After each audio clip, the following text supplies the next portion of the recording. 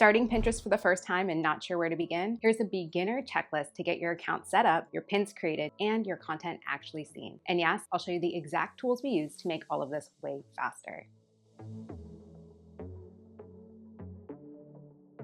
Hi, I'm Max. I help bloggers, online sellers, and affiliate marketers get their content seen without burning out. And today, we're talking about the beginner's guide to Pinterest, specifically giving you a checklist for how to actually get started and the best places to find more information. If you're feeling overwhelmed, this video should simplify everything. You might want to grab a pen and paper to take notes, but don't worry, I'll put all the links to what I mentioned in the description below so you can come back whenever you're ready for the next step. And if this video sounds like your vibe, now's a great time to like and subscribe so you don't miss more videos like this. Step 1. Choosing your niche. Before you create your Pinterest account, you'll want to get clear on your niche. Pinterest isn't social media, it's a search engine. People come here looking for answers and ideas, so your content needs to be clear, searchable, and focused. That's why choosing a niche or category matters so much. To figure out your niche, some questions you can ask yourself are, what kind of content will I share? Who is this for? Or what do I want to be known for? Your niche doesn't have to be ultra specific, but it should be focused enough for Pinterest to understand what your account is about and who to show it to. Think minimal home decor, gluten-free recipes, or plus-size fashion. These are all great examples of clear niches. Getting clear from the beginning will make everything else easier. Your account name, your bio, your boards, and even your pin descriptions too. And if you want more help picking out your niche or figuring out your offer, check out our Pinterest business guide video, which I'll link in the description below. Now that your niche is set, let's move on to the next step, creating your actual business account. Step 2. Once you know what your account will be about, it's time to set it up. To do this, you'll need a Pinterest business account. Go to pinterest.com/business/create to create one for free. A business account gives you access to analytics, product tagging, and other tools that you won't get with a personal account. And as you fill out your profile, keep your niche in mind. Choose a name that reflects what your content is about, and write a short, clear bio that tells people what they'll get from following you. We'll talk more about keywords later, but try to naturally include a few in your name and bio so Pinterest can understand more about your account. And if you already have a personal Pinterest account that you want to convert, you can switch it to a business account in your settings. If you do this, please make sure that your content is aligned and focused. If your account is all over the place, it might be better to start fresh. And again, if you want a step-by-step walkthrough of how to set up a new account, I'll link our video in the description below. Once that's set, you're ready to start organizing your profile and board so your content can get found. Step 3. Learning the Pinterest basics.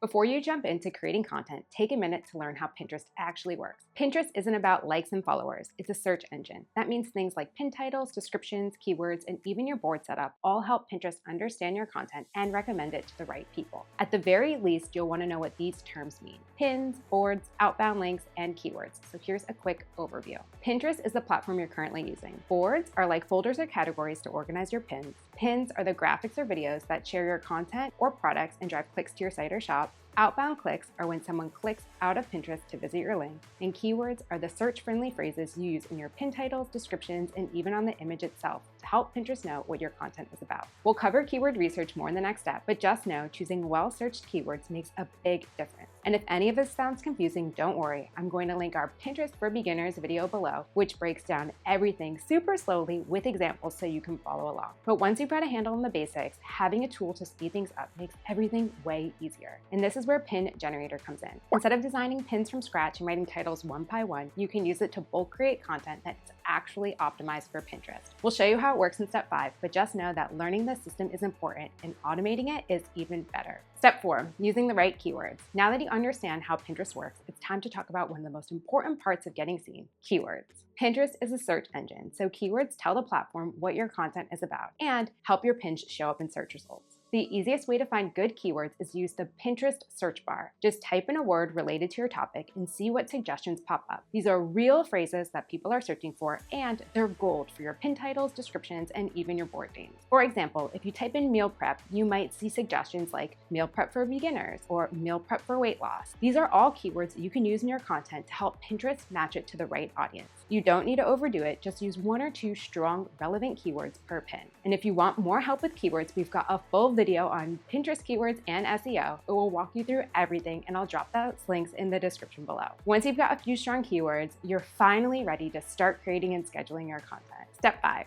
Create and schedule your pins the easy way. Now, you could design every graphic by hand, write every title and description yourself, and manually schedule each post. But if you're short on time or patience, there's a much faster way. We use a tool called Pin Generator, which lets you bulk create Pinterest pins in minutes. You just add your product page or blog URL, and it automatically scans your site and pulls your images, writes your titles and descriptions, and creates pin designs that are actually optimized for search. From there, you can tweak the designs, add your branding, choose your keywords, and schedule them straight to Pinterest. This is how we made a month's worth of Pinterest pins in just 5 minutes, and why we recommend it to anyone who wants to stay consistent without burning out. There's even an option to use AI to create new pins for you and automate the entire process. If you want to see this in action, I'll link our video below showing the full workflow. All right, there you have it. 5 simple steps to get you started with Pinterest. I've included all the links mentioned in the description below. Each of those videos is about 5 to 7 minutes, so you can take your time and come back to this checklist as needed. And if you're excited to get started, Pin Generator is completely free to try. I'll leave that link in the description too, so you can check it out and see what it's all about. You don't need a website to start. You can use any blog or product page just to get a feel for the platform, completely free. If you like this video and you want to learn more about Pinterest marketing tips and tricks, now's a great time to subscribe so you don't miss a thing. Next week's video is an epic one and you're not going to want to miss it. I'm Max and I'll see you next week. Let's get generating.